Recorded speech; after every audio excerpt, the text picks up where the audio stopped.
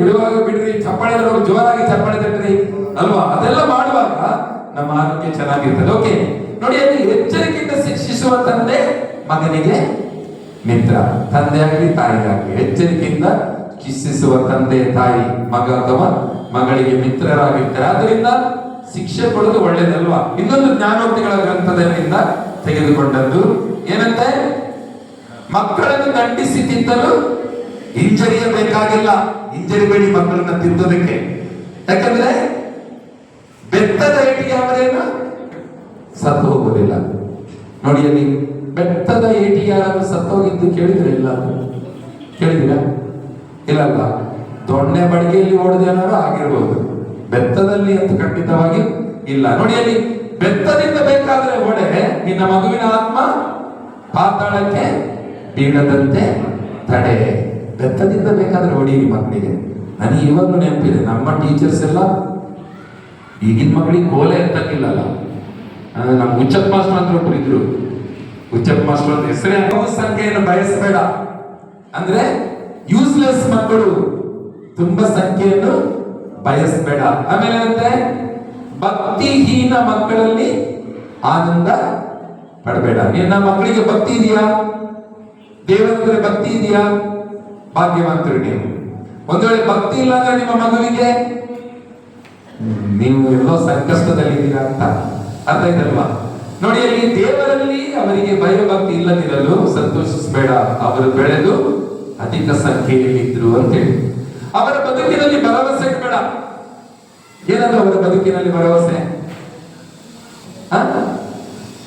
ನಾಳೆ ನಿಮ್ಮ ಮಕ್ಕಳು ಮೇಲು ಅಂತೆ. ಸಜ್ಜನರಿಲ್ಲದ 1000 ಮಕ್ಕಳು ಇರುವುದಕ್ಕಿಂತ ಒಳ್ಳೆ ಗುಣ ಇರುವ ಒಬ್ಬನೇ ಮೇಲು. ದುರುಳ ಮಕ್ಕಳಿಗಿಂತ ಮಕ್ಕಳಿಲ್ಲದ ಸಾಯದ ಒಳ್ಳೆಯದು ಅಂತದೆ ಬೈಬಲ್ ಒಂದು ಕಡೆ ಹೇಳ್ತದೆ. ನೀವು ಬರುವಾಗ ಒಂದು ಹಾಡು ಕೇಳಿದ್ರೆ ಕೇಳಬೇಡ. ಮಕ್ಕಳು ಬೇಕು ಅಂತಾರೆ ಮಕ್ಕಳು ಇರದವರು. ಯಾರು ಹಾಡೋದು? ರಾಜ್ಕುಮಾರ್ ಅವರು ಹಾಡಿದರು. ಮಕ್ಕಳು ಬೇಕು ಅಂತಾರೆ ಮಕ್ಕಳು ಇರದವರು, ಮಕ್ಕಳೇ ಬೇಡ ಅಂತಾರೆ ಮಕ್ಕಳ ಹೆತ್ತವರು. ಕೇಳಿದ್ರ ಹಾಡು? ಯೂಟ್ಯೂಬ್ ಅಲ್ಲಿ ಹಾಕಿ ನೋಡಿ. ಇವತ್ತು ಎಂತ ಪರಿಸ್ಥಿತಿ ಆಗಿರ್ತದೆ.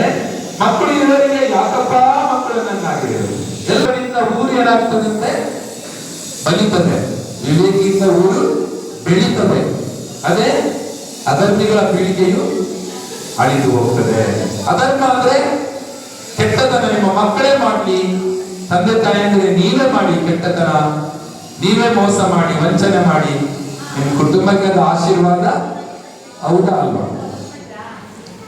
ಕೆಟ್ಟತನದಿಂದ ಗಳಿಸಿದ್ದು ಆಶೀರ್ವಾದ ಹೌದಾ ಅಲ್ವಾ? ಹಲೋ, ಕೇಳಿಸ್ತಿದ್ಯಾ? ನೀವು ದೇವ್ರ ಎಷ್ಟು ಜನ ದೇವರಿದ್ದಾರೆ ನೋಡಿ, ಕೈ ಮೇಲೆ ಹಾಕಿ. ಬಲಗೈಯಲ್ಲಿ ಟೀ ಇದ್ರೆ ಎಲ್ಲ ಎಡಗೈ ಮೇಲೆ ಹಾಕಿ. 4, 5:30, 6:30 ವರೆ ಅನ್ನೋದು ಕೆಲವರು ಇಷ್ಟ ಆಗ್ತಾ ಇದಾರಲ್ಲ, ಅದಕ್ಕೆ ನೀವು ದೇವರಲ್ವಾ ಹಾಗಾದ್ರೆ? ಅಲ್ವಾ? ಗೊತ್ತಿಲ್ಲ.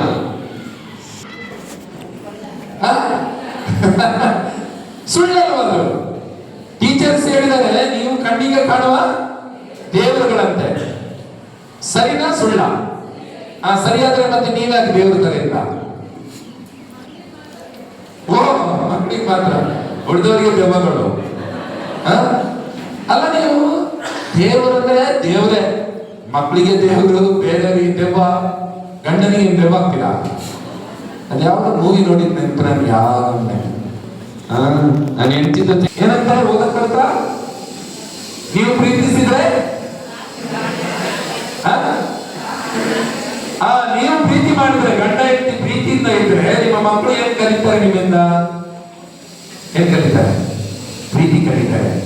ಪ್ರೀತಿಯಿಂದ ಇರ್ಬೇಕಂತ ಕಲಿತಾರೆ. ಪ್ರಾರ್ಥಿಸೋದನ್ನ ತಂದ್ರೆ ಕುಟುಂಬದಲ್ಲಿ ಪ್ರಾರ್ಥನೆ ಇದೆಯಾ? ನಿಮ್ಮ ಮನೆಗಳಲ್ಲಿ ಇದೆಯಾ? ಇದೆಯಾ? ಪ್ರಾರ್ಥನೆ ಇರ್ಬೇಕು. ನಿಮ್ಮ ಕುಲದೇವರು ಇದ್ದಾರಲ್ಲ, ನಿಮ್ಮ ಮಕ್ಕಳಿಗೆ ಹೇಳ್ಬೇಕು ಕುಲದೇವರ ಬಗ್ಗೆ. ಆ ಮಕ್ಕಳಿಗೆ ದೇವರನ್ನ ಕೊಡ್ಬೇಕು ನೀವು.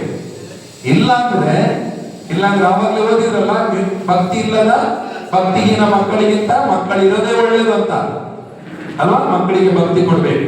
ಆಮೇಲೆ ನೀವು ಕ್ಷಮಿಸೋದಾದ್ರೆ ನಿಮ್ಮ ಮಕ್ಕಳು ಕೂಡ ಏನ್ ಮಾಡ್ತಾರೆ?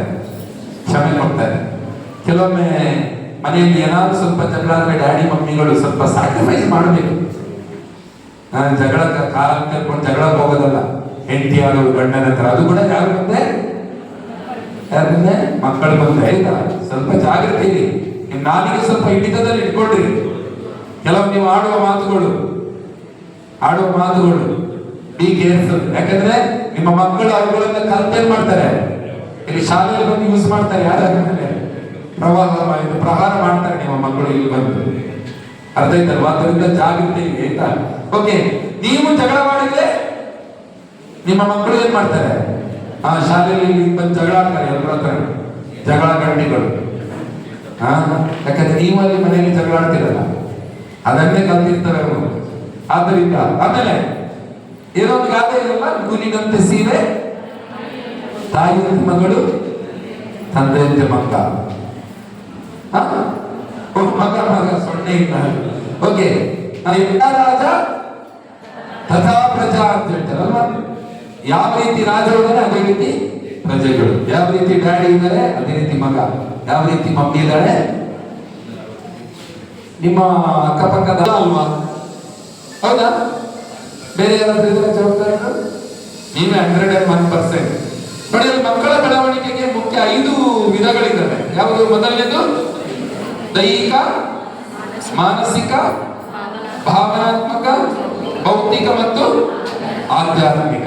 ಓಕೆ, ದೈಹಿಕ ಬೆಳವಣಿಗೆ ವೆರಿ ಇಂಪಾರ್ಟೆಂಟ್ ಅಂದ್ರೆ ಎಷ್ಟು ಜನ ಕೈ ಮೇಲೆ ಹಾಕಿ ನೋಡೋಣ. ದೈಹಿಕ ಅಂದ್ರೆ ಫಿಸಿಕ್ ಬೆಳವಣಿಗೆ ತುಂಬಾ ಮುಖ್ಯ ಅಂದರು. ಕೆಲವರಿದ್ದಾರೆ, ನಾಳೆ ಜನ. ಆಮೇಲೆ ಮಾನಸಿಕ ಸುಮಾರು ಜನ ಇದ್ದಾರೆ, ಗುಡ್, ಕೈಗಳಿಗಾಗಿ.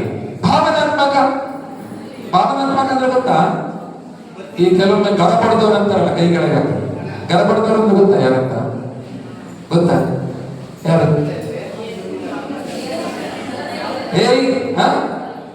ಏನೇ ದೆವ್ವ ಮಾಡಿದವ್ರು ಮಾಡ್ತೀಯಲ್ಲ, ಗರಪಡ್ದವ್ರು ಮಾಡ್ತೀಯಲ್ಲ ಅಂತಾರಲ್ಲ, ದೆವ್ವ ಮಾಡಿದವ್ರು ಅಂತ. ಹೌದಾ? ದೆವ್ವ ಮೆಟ್ಟಿದವ್ರು ಅಂದ್ರೆ ದೆವ್ವ ಮೆಟ್ಟಿದಂತೇಳಿ ಅಲ್ಲ. ಯಾರಾದ್ರೂ ಅಳ್ತಾ ಇದ್ರೆ ಇವ್ರು ನಗಳೋದು, ಯಾರಾದ್ರೂ ಸತ್ರೆ ಗಂಟೆಲಿ ಹಾಕಿ. ಭೌತಿಕ ಬೆಳವಣಿಗೆ ಇಂಪಾರ್ಟೆಂಟ್ ಅಂದ್ರೆ, ಭೌತಿಕ ಅಂದ್ರೆ ಎಜುಕೇಶನ್, ಸ್ಟಡೀಸ್ ವಿದ್ಯಾಭ್ಯಾಸ. ಇದು ಹೇಳಿದ್ರು. ಓಕೆ, ಕೈ ಕೆಳಗೆ ಹಾಕಿ. ಆಧ್ಯಾತ್ಮಿಕ ಇಂಪಾರ್ಟೆಂಟ್ ಅಂದ್ರೆ ಎಷ್ಟು ಜನ? ಕೈ ಕೆಳಗೆ ಹಾಕಿ. ನಿಮ್ಮ ಪ್ರಾಬ್ಲಮ್ ಏನ್ ಗೊತ್ತಾ? ಇದೇ ನಿಮ್ಮ ಪ್ರಾಬ್ಲಮ್. ಒಂದನ್ನು ಬಿಟ್ಟು. ಆದ್ರಿಂದ ಯಾರ ಮಕ್ಕಳು ಆಧ್ಯಾತ್ಮಿಕವಾಗಿ ಸ್ಪಿರಿಚುವಲ್ ಆಗಿ ಬೆಳೀತಾ ಇದ್ದಾರೆ, ಆ ಮಕ್ಕಳಿಗೆ ದೇವರು ಉಳಿದಿದ್ದೆಲ್ಲ ಕೊಡ್ತಾರಂತೆ. ಅರ್ಥ ಆಯ್ತಲ್ಲ? ನೀವು ದೇವರನ್ನ ಕೊಡಿ, ನಿಮ್ಮ ಮಕ್ಕಳಿಗೆ ದೇವರು ಏನ್ ಮಾಡ್ತಾರೆ? ಉಳಿದ ಗೊತ್ತಿದ್ಯಾ? ಇವರಿಗೆ ಗೊತ್ತಿದ್ಯಾ? ಫಸ್ಟ್ ಟೀಚರ್ ಯಾರು? ಮಮ್ಮಿ. First master daddy. ಒಬ್ಬ ಫೋನ್ ಮಾಡಿ ಹೇಳ್ತಕ್ಕ, ನನ್ನ ಮಗ ಮಾತಾಡ್ತಾ ಇದ್ದಾನೆ ಅಂತ.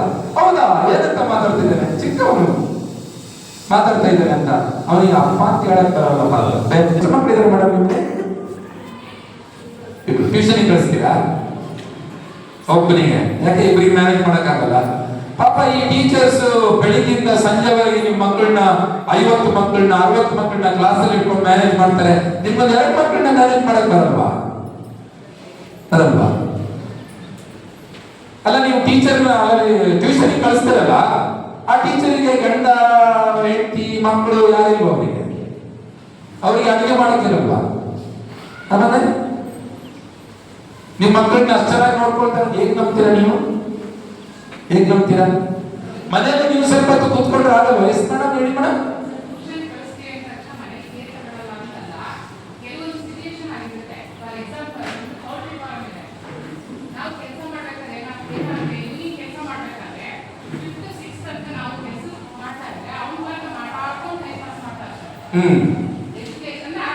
ಅದಕ್ಕೆ ಟ್ಯೂಷನ್ ಕಳಿಸ್ತೀರಾ?